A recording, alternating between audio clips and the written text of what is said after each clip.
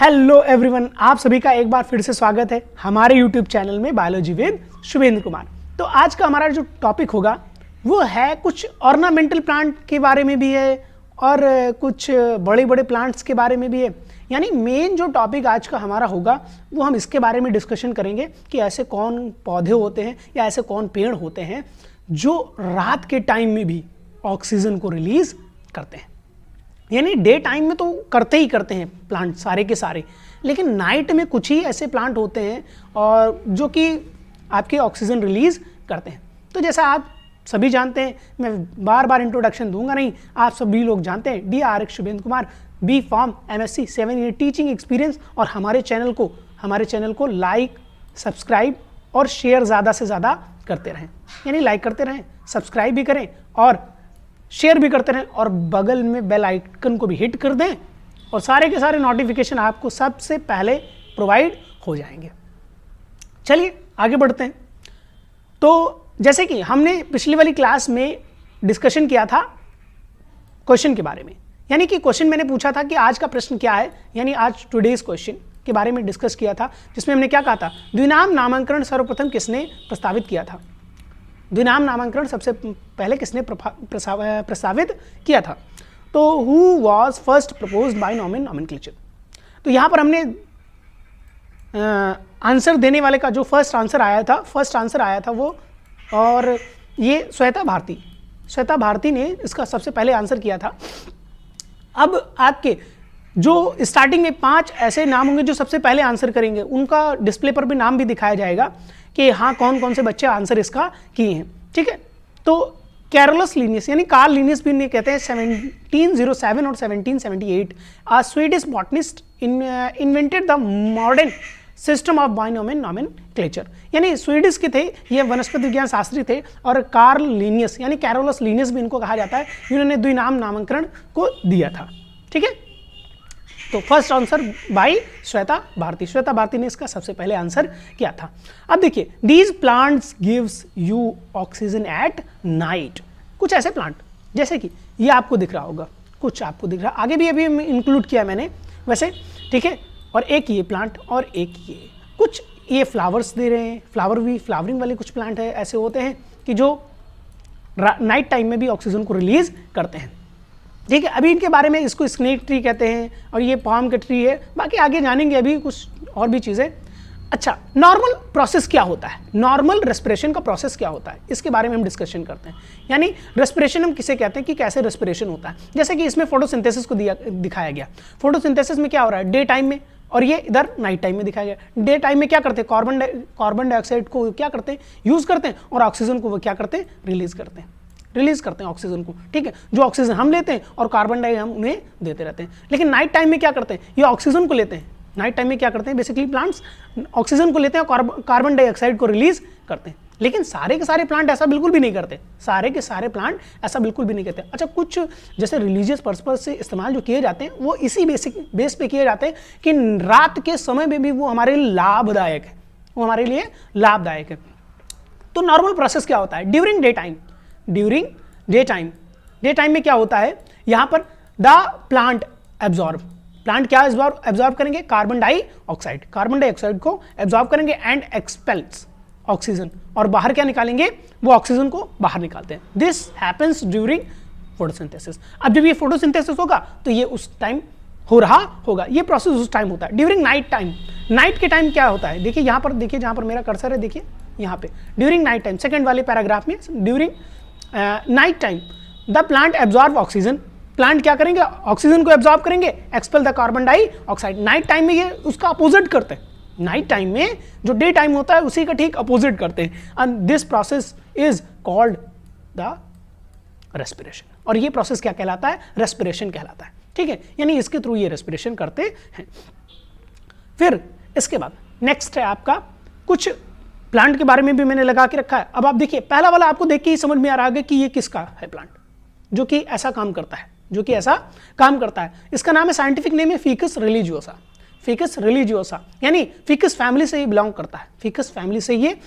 करता है। और फिकस फैमिली में और भी आते हैं, जैसे बरगद हो गया, और पाकर का जो होता है जिसको आप नॉर्मल लैंग्वेज में हम लोग पकरिया वगैरह कहते हैं, इस्तेमाल किया जाता है ना। पाकर का प्लांट भी वो फीकस में ही आपका आता है।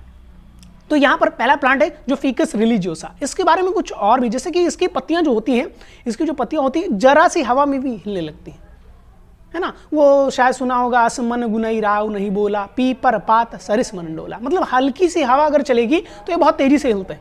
अगर हल्की सी भी हवा चलती है तो ये बहुत तेजी से हिलना स्टार्ट कर देते हैं। तो यहाँ पर इसका कारण क्या होता है वो भी मैं आपको समझाता हूँ। यहाँ पर ये देखिए, इस वाली लीफ में यहाँ पे इसकी जो लंबी ये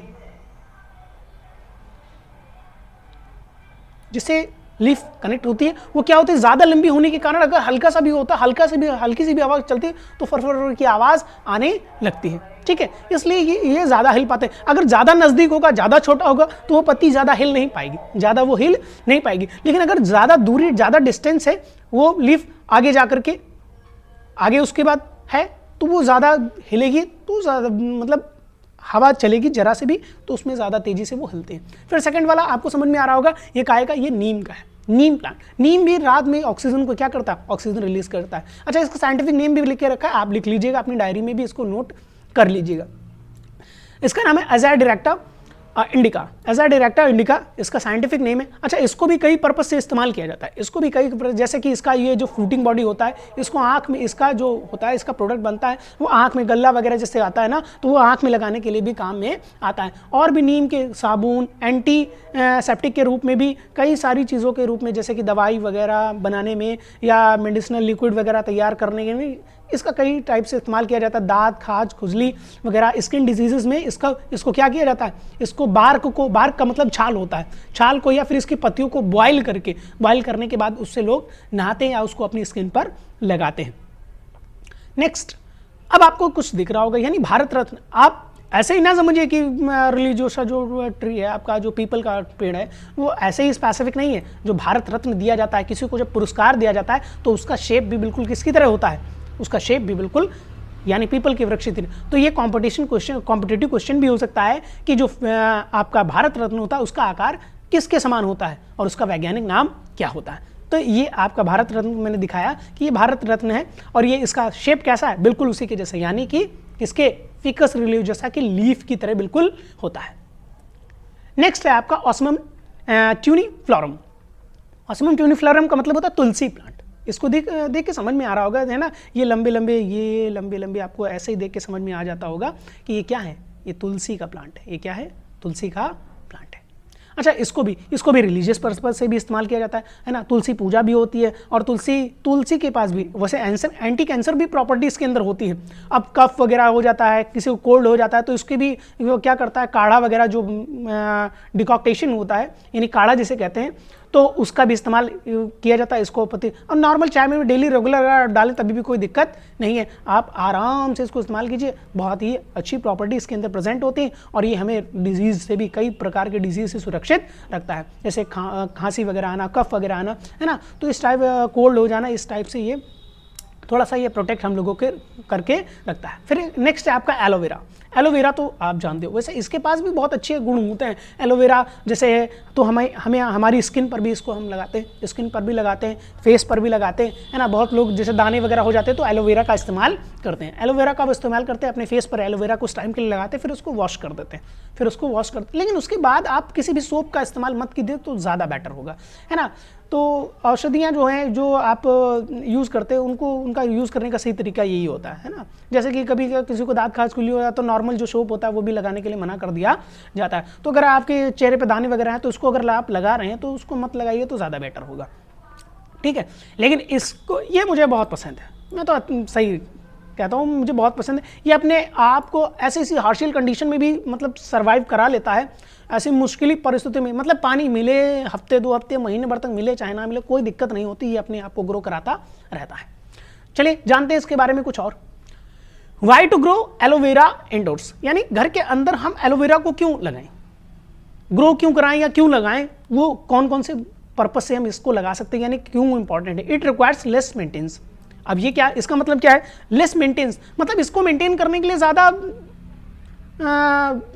तामझाम की ज़रूरत नहीं होती कि हाँ बहुत सारी चीज़ें ला करके इसे मतलब मेंटेन करना है, या ये डालना है, दवाई डालना है, डाई यूरिया भी डालना है, या फिर NPK वगैरह जैसे इस्तेमाल की जाती है जो प्लांट को ग्रो कराने के लिए। तो वैसे लेस मेंटेनेंस, आराम से उसको लगा दीजिए, फिर उसको आप सिर्फ 10 दिन हफ्ते भर के बाद इसको बस थोड़ा थोड़ा पानी डालते लिए रहिए, बस कोई दिक्कत नहीं होगा। It does not need daily watering, मतलब डेली वाटर तो ज़रूरत है, लेकिन इसको रेगुलर वाटर की ज़रूरत नहीं है, रेगुलर नहीं चाहिए इसको, रेगुलर कोई दिक्कत नहीं है। और ठंडियों में तो 1 महीने बाद भी डालेंगे तभी भी इसको कोई परेशानी नहीं, तभी भी इसको कोई परेशानी बिल्कुल भी नहीं होगी। It improves the air quality. अच्छा, ये आसपास की एयर क्वालिटी को भी क्या कर देता है, इम्प्रूव कर देता है। इसलिए जैसे कि बहुत सारे अस्थमैटिक पेशेंट होते हैं जिनको अस्थमा होता है, सांस लेने में परेशानी होती है, वो अगर घर के अंदर लगाएं तो बहुत ही अच्छा होगा। और भी लोग लगाएं, ऐसा नहीं उनके लिए फ़ायदेमंद नहीं होगा, तो और भी लोग लगाएंगे उनके लिए भी ये फ़ायदेमंद ही रहेगा। It can used as a natural laxative, natural laxative के रूप में भी इस्तेमाल किया जाता है इसे। It is used as a first aid for various problems, various problem यानी कि फर्स्ट एड के रूप में भी ये इस्तेमाल किया जाता है। फर्स्ट एड का मतलब होता है कुछ चीज़ें ऐसी होती है जो प्राथमिक उपचार में यूज़ की जाती हैं और उसको इसमें भी इस्तेमाल किया जाता है, प्राथमिक उपचार के रूप में भी इसका इस्तेमाल किया जाता है। ठीक है, नेक्स्ट है आपका, मैंने एक लगा दिया आपका, तो यहाँ पर ये नेक्स्ट स्लाइड का आ गया है, चलिए कोई बात नहीं, कोई दिक्कत नहीं है फिर भी, है ना। तो यहाँ पर आप प्लांट देख रहे होंगे, इसका नाम है ड्रैकेनिया ट्राइफैशियाटा। ठीक है, ड्रैकेनिया ट्राइफैशियाटा, इसको स्नेक प्लांट भी कहते हैं, स्नेक प्लांट भी कहते हैं। अच्छा, ये मेरे घर के साइड में लगा हुआ था, बहुत पहले टाइम की बात है, तो ये मेरे घर के साइड में लगा हुआ था ये वाला प्लांट जो आप देख रहे हैं। और इसको हम लोग वो एक पट्टे के टाइप में इस्तेमाल करते थे और बहुत ही ज़्यादा स्ट्रांग होता है, ये टूटेगा नहीं, अगर आप इसको खींचेंगे ये टूटेगा नहीं, इतनी आसानी से टूटता नहीं। अगर इसको काटना ही पड़ेगा आपको, ब्लेड या चाकू वगैरह से इसको कट ही करना पड़ेगा। अगर आप इसको यहाँ से कट करना चाहते हैं, इसको यहाँ से कट करना चाहते हैं ना, तो ब्लेड वगैरह से ही कट आपको करना पड़ेगा तब इसको। ये भी ठीक है, ये भी किसमें आते हैं, ये भी नाइट के टाइम में ये ऑक्सीजन को रिलीज। एरिका सेकंड है, एरिका पाम, एरिका पाम, ये भी रात के टाइम में ये भी क्या करते हैं, ऑक्सीजन को रिलीज करते हैं। अच्छा, आप एक लिस्ट पूरी बना लीजिएगा, आप एक पूरी की पूरी लिस्ट बना लीजिएगा और उस पर ऊपर मोटी मोटी हेडिंग डाल लीजिएगा कि हाँ ऐसे कौन कौन से प्लांट होते हैं जो रात के टाइम में भी ऑक्सीजन को रिलीज करते हैं, और उसके साथ में उसका साइंटिफिक नेम भी आप नोट कर लेना। और मैं जो चीज़ें बता रहा हूँ उसको भी आप चाहें तो नोट कर सकते हैं अपनी कॉपी में, कोई दिक्कत नहीं है बिल्कुल भी। थोड़ा सा प्लांट के बारे में आपको नॉलेज होना चाहिए कि ये कितने इंपॉर्टेंट है और हमारे लिए कितने ज़रूरी हैं। बहुत सारे लोग प्लांट को ऐसे ही कट कर देते हैं, अब वहाँ का इन्वायरमेंट क्या हो जाता है, थोड़ा सा वेरिएट ज़रूर कर जाएगा। सोच लीजिए अगर कहीं भी कोई ये एरिया है, मान लीजिए एग्जाम्पल दैट कोई ये एरिया है, इसमें 100 प्लांट लगे थे, इसमें कितने प्लांट लगे थे, 100 प्लांट लगे थे, और ये 100 प्लांट रेगुलर पर डे की बात कर रहा हूँ, ये 100 प्लांट मान लीजिए कि ये पर प्लांट 10 किलो ऑक्सीजन यूज़ करता था, 10 kg सॉरी कार्बन डाइऑक्साइड को ये क्या कर रहा था, आसपास के वातावरण से लेकर के उसको प्योर कर रहा था और ऑक्सीजन दे रहा था। ठीक है, और ये ऑक्सीजन को रिलीज कर रहा था। मान लीजिए 10 kg यूज़ कर रहा था और 10 kg ही क्या कर रहा था, ये 10 kg ये दे रहा था ऑक्सीजन को। अब मैं मान लूँ 100 से अगर मल्टीप्लाई कर दूँ तो 1000 kg हो गई per day, 1000 kg per day हो गई, यानी रिलीज कर रहा था, है ना ऑक्सीजन। अब इसके अंदर जितने भी प्लांट लगे हुए थे, 100 जो भी प्लांट लगे हुए थे, है ना, अब उनको क्या, वो सारे के सारे प्लांट अब काट दिए गए, जब हटा दिए गए, काट दिए, काटने के बाद क्या हुआ, अब क्या होगा, ये 1000 जो मिल रही थी हमें ऑक्सीजन, जो 1000 kg जो हमें मिल रही थी ऑक्सीजन, वो क्या होगी, अब हमें प्रोवाइड नहीं हो पाएगी। तो सोच लीजिए कि इनको बहुत ज़्यादा, सिर्फ और सिर्फ हम क्या करते हैं, हमारे लाइफ में जितनी भी चीज़ें आप खाए, मॉर्निंग में, नाश्ते में, कहीं भी कितने भी टाइम, चाय वाय, नाश्ता पानी जो भी आपने किया, आप सोच लीजिए वो कहाँ से आया, वो कहाँ से आया आप सोच लीजिए, फिर उसके बाद इनको नष्ट करने के लिए सोचिएगा। ठीक है, अगर ज़रूरत नहीं है तो किसी प्लांट को ना काटें तो ज़्यादा बेहतर होगा। ठीक है, अगर ज़रूरत नहीं है तो कोशिश यही करें कि मत काटें। मैंने एक जगह देखा था कि उन्होंने अपना घर बनवाया और घर का लुक बहुत अच्छा था, घर का लुक बहुत अच्छा था, और उन्होंने इतना अपना घर का सामने का पोर्शन वो कट करा दिया, इतना वो पोर्शन कट करा दिया, क्योंकि उसके बीच में एक पेड़ की डाल आ रही थी। उन्होंने कहा कि हम डाल नहीं काटेंगे और हम अपने घर वो डिज़ाइन चेंज कर लेंगे, कोई दिक्कत नहीं, लेकिन डाल नहीं कटेगी। डाल जब कट जाएगी उसके बाद उन्होंने उतना एरिया छुड़वा दिया, और उसके बाद कहने लगे जब कभी भी ये डाल गिरेगी या टूटेगी या आंधी से कभी टूट गई तो उसके बाद हम फिर से इसको बनवा लेंगे। तो ऐसे भी लोग होते हैं जो प्लांट लवर कहलाते हैं, ऐसे भी लोग होते हैं जो प्लांट लवर कहलाते हैं। फिर इसके बाद है आपका मनी प्लांट।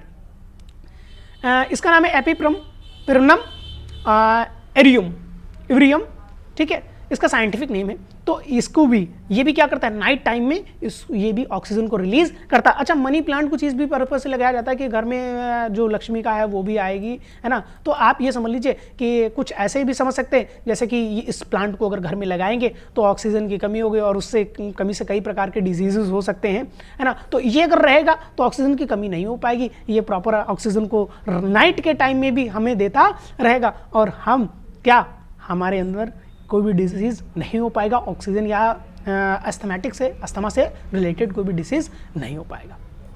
तो बारी है आज के क्वेश्चन की, बारी है फिर से आज के क्वेश्चन की। चलिए यहाँ पर जान लेते हैं आज का क्वेश्चन क्या है। हमारी आंखों में कितने प्रकार के प्रकाशग्राही या फोटो रिसेप्टर उपस्थित होते हैं, उनके नाम बताइए। How many types of photoreceptors are present in our eyes, tell me the names. अब इसको भी मैंने बताया कि मैंने आपको इससे पहले जो लेक्चर हुआ था तो जो फर्स्ट वाला ही था एनिमल के बारे में, हमने आपको बताया चिरोप्टेरा। चिरोप्टेरा का मतलब होता है आपका जो बैट, चमगादड़। तब उस टाइम मैंने बताया था कि कौन कौन से फोटो रिसेप्टर प्रेजेंट होते हैं, अब उनके कितने प्रकार के होते हैं और कौन कौन से होते हैं, ये बात आपको बतानी है। फिर इसके बाद अगर आप देखेंगे तो यहाँ पर आपको दिख जाएगा DRX शुभेंद्र कुमार। ये आप यूट्यूब पर, गूगल पर कहीं भी आप डालेंगे आपको फट से तुरंत से रिजल्ट आ जाएगा और मेरे चैनल पर आप गूगल पे डालेंगे तभी भी आपको मिल जाएगा, यूट्यूब पे डालेंगे तभी भी आपको मिल जाएगा। सेम स्पेलिंग, सेम उसमें डालेंगे तभी भी, अब तो शुभेंद्र कुमार भी डालेंगे तभी भी चलेगा, आपको तुरंत मिल जाएगा। और ये देखिए आपका आइकन, जो मेरे यूट्यूब चैनल का आइकन है, यहाँ पर देखेंगे biology with Shubhendra Kumar, biology with Shubhendra, है ना। तो यहाँ पर आप देखेंगे ये मैंने ही स्क्रीनशॉट लेकर के डाला हुआ है अपने का, और यहाँ पर बेल आइकन को भी साथ में हिट कर लीजिएगा और जितने भी लेक्चर मेरे आए आपको सबसे पहले प्रोवाइड हो जाए, ठीक है। तो आज की क्लास के लिए इतना ही, और नेक्स्ट क्लास में हम कुछ और भी चीज़ के बारे में लेकर के आएंगे, और नेक्स्ट क्लास हमारी जो होगी वो फुल फॉर्म के बारे में भी हम डिस्कशन करेंगे, फुल फॉर्म के बारे में कि शॉर्ट फॉर्म क्या होता है और इनका फुल फॉर्म क्या होता है। तो जो इंपॉर्टेंट होगी मैं उसके बारे में लेकर के आऊँगा नेक्स्ट क्लास में। तो मिलते हैं अगले संडे को फिर से, तब तक के लिए नमस्कार, टाटा, बाय बाय।